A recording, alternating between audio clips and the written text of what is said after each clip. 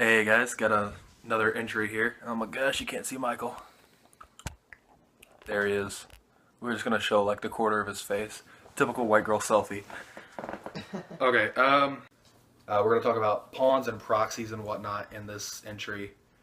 Um, More over the creation and then different types and more of like a hierarchy type thing, if you will.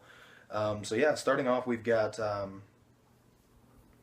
pawns, which pawns are literally just people, you and I, who are victims of the GM. They are affected by the sickness.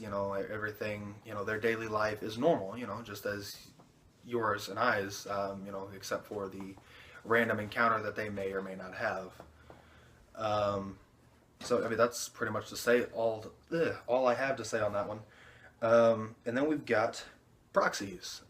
Proxies are they are followers, more or less, of the GM.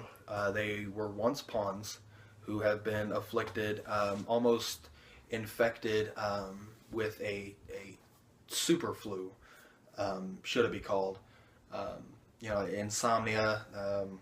Oh gosh, what did I write here? They've got insomnia. There's blackouts, paranoia, extreme paranoia, a whole slew of symptoms, as to how they're affected. Um, Eventually, there's a bit of a blackout.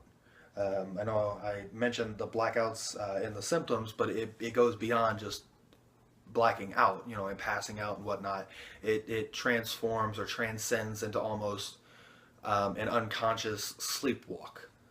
They have no recollection once they do regain consciousness of anything that they did while in this state.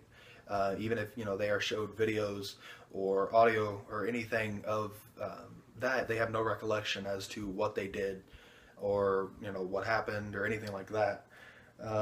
It's almost body snatching. It almost a possession without an actual manifestation. Um, you know, um, Eventually, this becomes permanent. It goes beyond being a pawn, and then you are a proxy. And as far as proxies go, you have two different levels. On the lower end, you've got husk, which are What you they just described. yeah, literally what I just described. People who they weren't so willing in the turning; it just kind of happened, against their will. And then you've got disciples, which disciples, obviously, as the name suggests, they are followers. They were willing, to turn to the whim of the GM. Um, then above them on the scale would be Ramen, which Ramen are somewhat mystical creatures. They're not human, even if they started out as humans, which they don't all start out as humans.